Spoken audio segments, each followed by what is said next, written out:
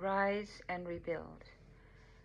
In the village, I've often heard a lot of people talking about whose we are, and I understand it intellectually.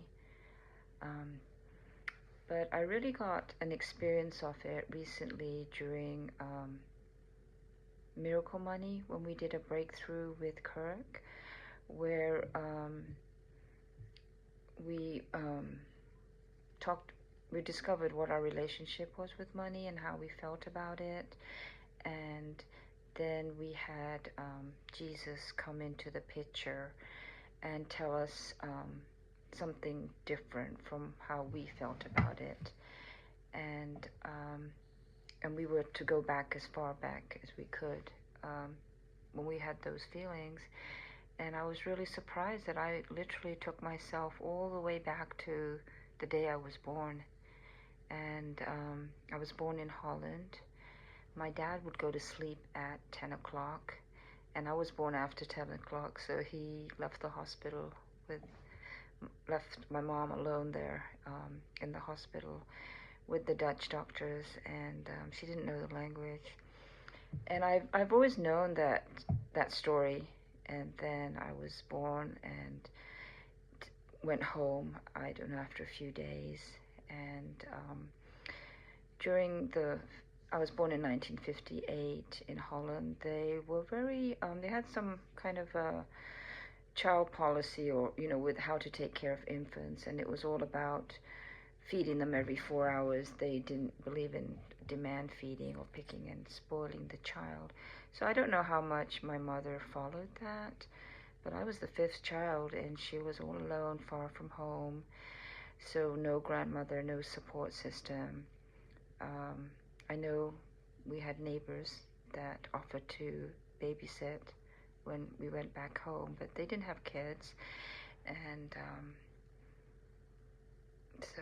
well, anyway, I know all of that, but when Jesus came into the picture, when the moment I was born, I really got in touch with the feelings that I probably suppressed way back then. And what did Jesus say when I arrived? I was just so happy. Well, he was so happy to see me. He's like, hello, welcome, I've been waiting for you. And so that was my new way of being in the world, because I got in touch with all the lies I created from that moment onwards, where I would stay invisible. I didn't feel I belonged. I didn't speak up. I didn't feel wanted. And so I went through my life like that. But now Jesus was there, where he welcomed me.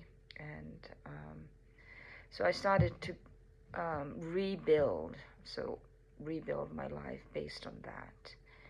And the rise is for the past not several months, well, maybe a month or two ago.